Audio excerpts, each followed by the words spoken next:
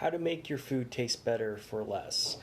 So a lot of us go to the grocery store, we're following recipes, but what if you could grow your own herbs in your garden?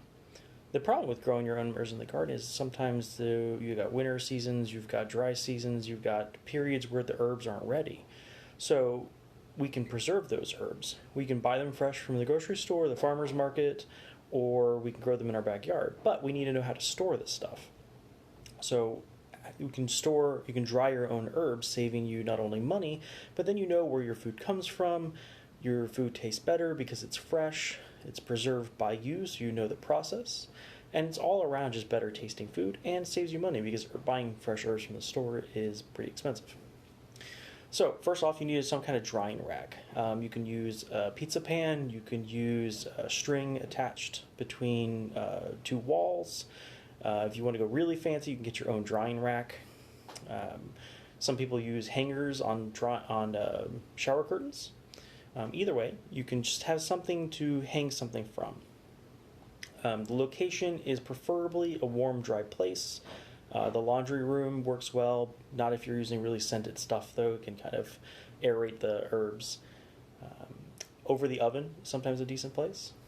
And then you have to prep them. So you take the herbs by the stem, so leaves down, tie some twine or a rubber band around it so it comes like a nice little bundle. And then if you're wanting to also collect the seeds to plant for later on, you can put a paper bag around the prepping and then tie another string around the paper bag. So that way when the things dry out, it's going to open up and the seeds are just going to drop into the paper bag for planting on the next season, which is pretty cool. And then time. It takes about 3 to 4 weeks or less, depending on the plant. Some plants like rosemary take a lot longer to dry, so you want to take the leaves off the rosemary plant first and then lay them flat on a surface, preferably something that's going to wick away the moisture like a pizza pan, the stone kind.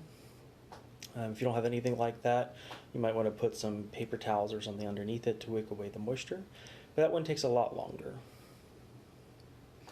And then after it is dried, 3 to 4 weeks or sometimes less, depending on the type of herb, you want to then undo the paper bag, collect the seeds for later if it has seeds. Otherwise, then you can pinch off the leaves one by one, or if it's one of those plants that the leaves kind of break off a little bit more naturally, you just grab it by the stem and pull it off.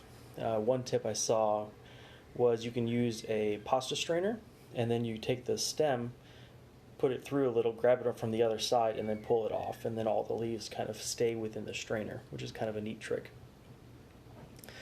And then once you've stripped off all the leaves after they're dried, then you can put them into a glass jar, sealable glass jar like a mason jar.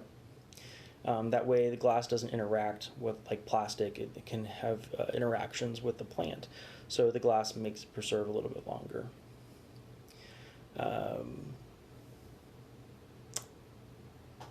Checking my notes here. Oh, and then one way to make it a little bit quicker, you can use a dehydrator, but that runs the risk of actually burning the leaves, and then that's going to get a little bit bitter. It brings out the bitter flavors, and it can also strip away some of the nutrients because the dehydrators use heat rather than the air just kind of pulling the moisture out of it. Hope you guys enjoyed this. This is kind of something new that I haven't learned before, so I was kind of wanting to show my notes that I was studying today. It's actually coming from a book called The Lost Remedies. It's kind of a neat book of herbal remedies and how to prepare your own stuff. But if you like some more tips, reach out to me. I'd be happy to share my notes with you. Otherwise, love you guys and see you tomorrow.